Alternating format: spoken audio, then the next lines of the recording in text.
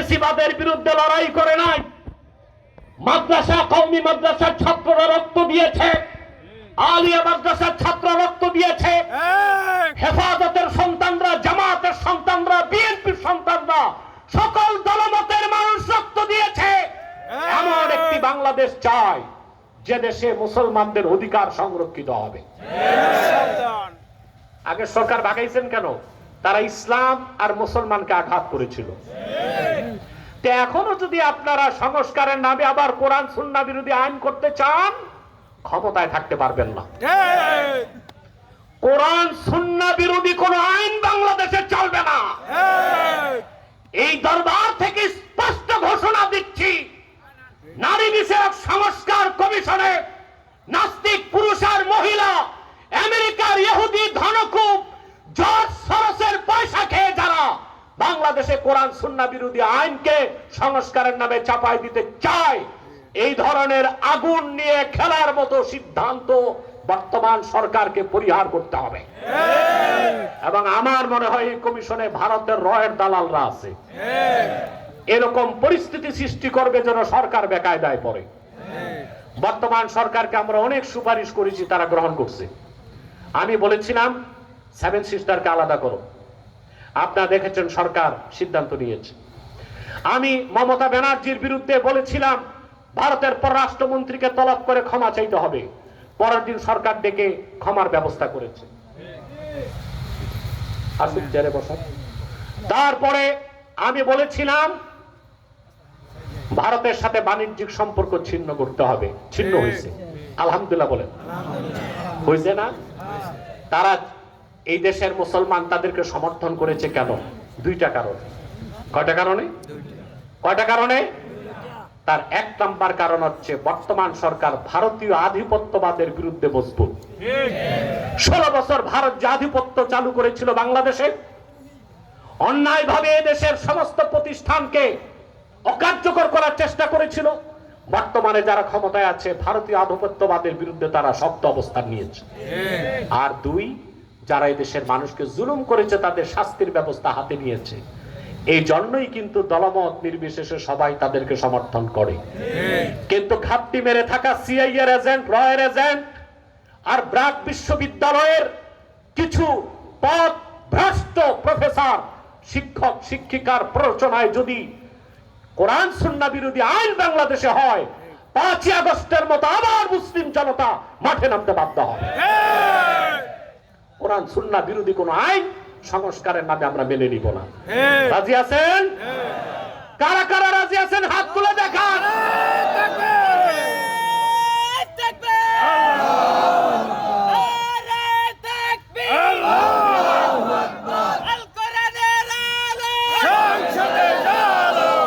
সম্মানিত সুধী, নারী বিষয়ক সংস্কার কমিশনের সুপারিশ মালা 318 পৃষ্ঠার এই সুপারিশ মালা তদন্ত করতে হবে।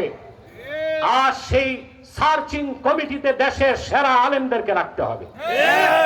কোরআন ও সুন্নাহ বিরোধী এবং বাংলাদেশের সংস্কৃতি বিরোধী যা আছে তা বাদ দিতে হবে। ওইটা ছাড়া কোনো সংস্কার আমরা মেনে নিব না। নারী পুরুষ কোনোদিন সমান হইতে পারে? কথা বলেন। সৃষ্টিগতভাবেই আল্লাহ নারী আর পুরুষকে পার্থক্য করছেন। নারী পুরুষ যদি সব জায়গায় সমান অধিকার চাও, তো মহিলারা পেটে বাচ্চা নাই, পুরুষ এটা কেমনে করবে? কথা বলেন। আপনারা দেখছেন ডক্টর জাফরুল্লাহর সাথে আমার একটা ডিবেট, কথা বলেন। সেখানে আমি ফিজিক্যালি, সাইকোলজিক্যালি, সায়েন্টিফিকলি 25টা পার্থক্য দেখিয়েছে নারী আর পুরুষের মধ্যে। আল্লাহ সৃষ্টিগতভাবেই পার্থক্য রাখছেন, অতএব কোনোদিন নারী আর পুরুষ সমান হইতে পারে না। বিজ্ঞান দেখেছে একজন প্রাপ্ত বয়স্ক পুরুষের মাথায় মগজের পরিমাণ 60 ড্রাম। এটা পানির ড্রাম না, আউন্সের মতো। কত ড্রাম? আর প্রাপ্ত বয়স্ক একজন নারীর মাথায় মগজের পরিমাণ মাত্র 40 ড্রাম। তো সৃষ্টিগত ভাবে তো 20 ড্রাম কম, মগজেই তো কম। কোনদিনও সে নারী আর পুরুষ সমান হতে পারে না। পারে? আচ্ছা, পৃথিবীতে নারী পুরুষের সমান অধিকার সবচেয়ে বেশি চায় কোন দেশ বলেন তো? আমেরিকা। জোরে বলেন। আমেরিকা। সেই আমেরিকাতে গণতন্ত্রের বয়স হয়েছে 218 বছর। কত? বাংলাদেশে গণতন্ত্রের বয়স কত? 50 বছর। অনেক স্বৈর শাসন তো ছিল, ওগুলোতে আর গণতন্ত্র বলা যায় না। 50 বছর ধরেন। বাংলাদেশে গণতন্ত্রের বয়স মাত্র 50 বছর, আর আমেরিকা গণতন্ত্রের বয়স পার হয়েছে 218 বছর। কত বছর? 218 বছর। বর্তমান যে প্রেসিডেন্ট আছে নাম কি বলেন তো? ট্রাম্প না ড্রাম? হ্যাঁ, ট্রাম্প না ড্রাম? একেবারে বেকুফ টাইপের একলা পাগলাটে প্রেসিডেন্ট, ঠিক না? আমেরিকা গণতন্ত্রের বয়স কত? জোরে বলেন একটু। আর বর্তমান প্রেসিডেন্ট হচ্ছে 47তম। কততম? আর গণতন্ত্রের বয়স কত? আর প্রেসিডেন্ট কততম? 47তম। এই দিক তাকান, এই দিক তাকান, মনোযোগ দেন। আমেরিকার 218 বছরের গণতন্ত্রের ইতিহাসে 47 জন পুরুষকে প্রেসিডেন্ট বানানো হয়েছে, একজন মহিলাও প্রেসিডেন্ট হয় নাই। একজন মহিলাও? কেন? এই যে নারী পুরুষ সমান অধিকার, এখন যে নারী বিষয়ক সংস্কার কমিশন যে করতেছে, এটা জাতিসংঘের কারণে। সিডো সিডো সিডো এটা করাচ্ছে। আর এই সিডো চালায় আমেরিকা। কে চালায়? সিডো চালায় কে? তো যে আমেরিকা সারা দুনিয়ায় নারী আর পুরুষের সমান অধিকার চায়, বাংলাদেশে চায়, সেই আমেরিকাতে 218 বছর হলো গণতন্ত্রের ইতিহাস। কত বছর? প্রেসিডেন্ট হয়েছে কয়জন?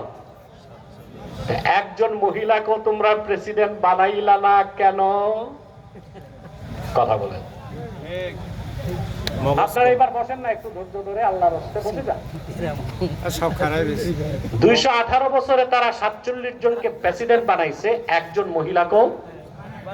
বাংলাদেশ স্বাধীন হয়েছে কত বছর? মহিলা শাসন কত বছর গেল মোট? 50-এর অর্ধেকই ধরেন, 50-এর 27 বছর। 50 বছরের 27 বছরই বাংলাদেশ চালাইছে নারী। তারপরও নারী পুরুষ সমান অধিকার চাওয়ার তোমাদের আমেরিকায় 218 বছরে 47তম প্রেসিডেন্ট বসছে, একটা মহিলার প্রেসিডেন্ট দাও নাই। তোমার দেশেই তো নারী পুরুষ সমান অধিকার পায় নাই, বাংলাদেশে কেন চাও নারী পুরুষ সমান অধিকারের নামে আমার মা বোনদেরকে রাস্তায় নামায়া তাদের চরিত্র এবং চরিত্রের ভূষণকে নষ্ট করতে? এটা মেনে নিবেন আপনারা? কোনদিন নারী আর পুরুষ সমান হতে আমরা, ইসলাম আমাদের শিখিয়েছে কিছু ক্ষেত্রে পুরুষের অধিকার বেশি, কিছু ক্ষেত্রে নারীর অধিকার। সব ক্ষেত্রে নারীর চেয়ে পুরুষের অধিকার বেশি নয়, সব ক্ষেত্রে পুরুষের চেয়ে নারীর অধিকার বেশি নয়, কিন্তু সৃষ্টিগত ভাবেই আল্লাহ পুরুষকে করেছেন কর্তৃত্বশীল। আর রিজালু কাওয়ামুনা আলান নিসা, সব সময় পুরুষ রাইট নারীদের উপর কর্তৃত্ব। নারী পুরুষ সমান অধিকার এটা মানতে পারি না। আর নারী বিষয়ক সংস্কার কমিশন বলতেছে সব ক্ষেত্রে নারী পুরুষকে সমান অধিকার দিতে হবে। তারা সরকারকে সুপারিশ করেছে 600 আসন চায়। কত সংসদে? এখন আছে কত? 300। 600 চায়, অর্থাৎ অর্ধেক নারী অর্ধেক পুরুষ। তা আবার সংরক্ষিত আসন চাও কেন?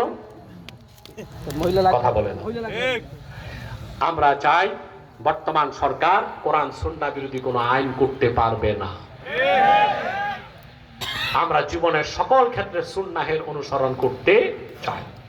এখন বাংলাদেশে বিভিন্ন মতবাদের মানুষ আছে, থাকুক, কিন্তু ইসলাম বিরোধী কোনো মতবাদকে রাষ্ট্রীয় পৃষ্ঠপোষকতায় প্রতিষ্ঠিত হতে দেওয়া যাবে মনে থাকবে।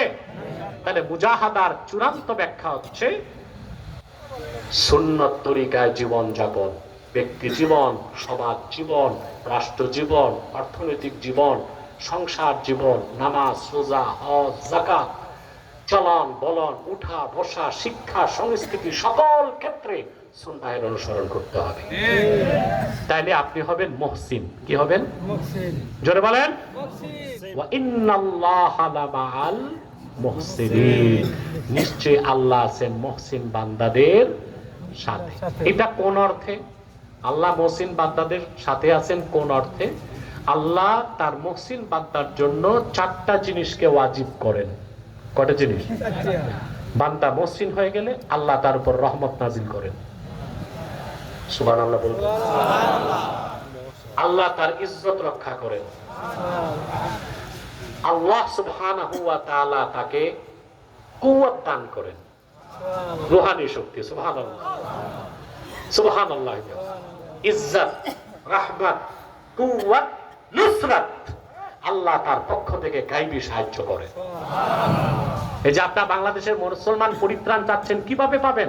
আপনারা তো দ্বীনের নীতি মানতেছেন না, দ্বীনের পথেই ফিরে আসতেছেন না। একটা গজব গেছে, আরেকটা গজব আসবে যদি আপনারা দ্বীনকে মজবুত ভাবে আঁকড়ে ধরতে না পারেন। ঠিক কিনা বলেন? একটা গজব গেছে, আরেকটা গজব আসবে যদি দ্বীনকে আঁকড়ে ধরতে না পারেন।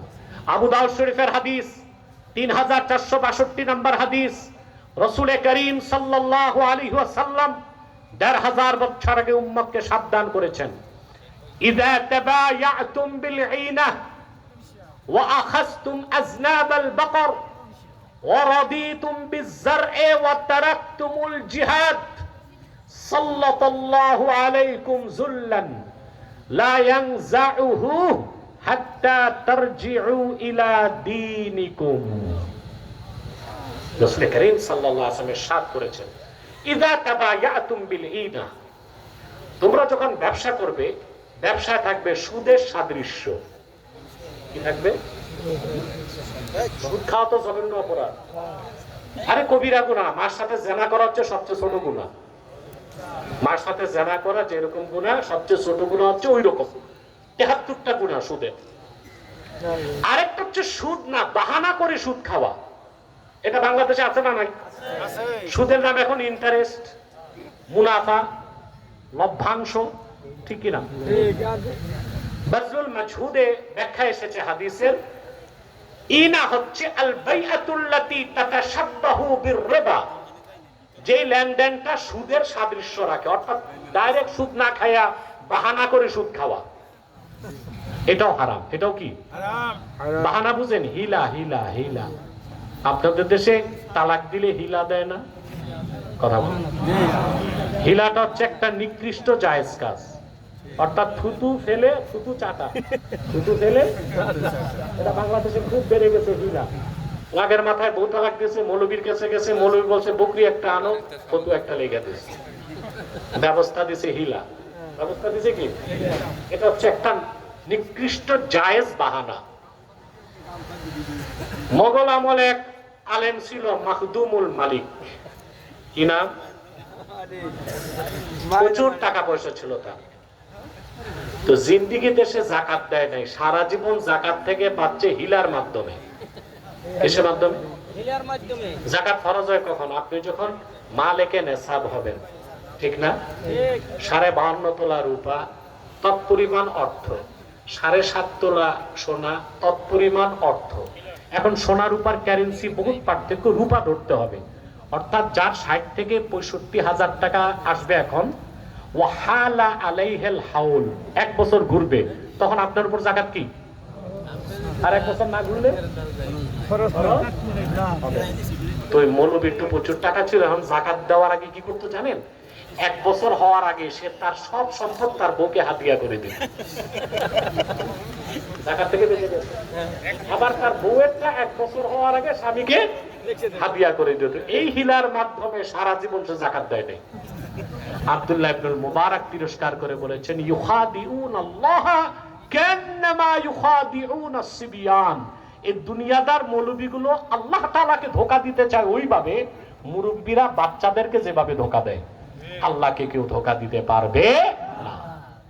অতএব সুদ ছাড়তে হবে, সুদের সাদৃশ্য রাখে ওইটাও করা যাবে না। এটা যতদিন মুসলমান না ছাড়বে তাদের মুক্তির ব্যবস্থা। ওয়া আখাযতুম আযনাবাল বাকর, আর তোমরা গরুর লেজকে আঁকড়ে ধরবে। ওয়া রাদিতুম বিয-যার'i, কৃষিকাজেই খুশি থাকবা, দিনের কাজ করবা না। ওয়া তারাকতুমুল জিহাদ, জিহাদকে ছেড়ে দিবা।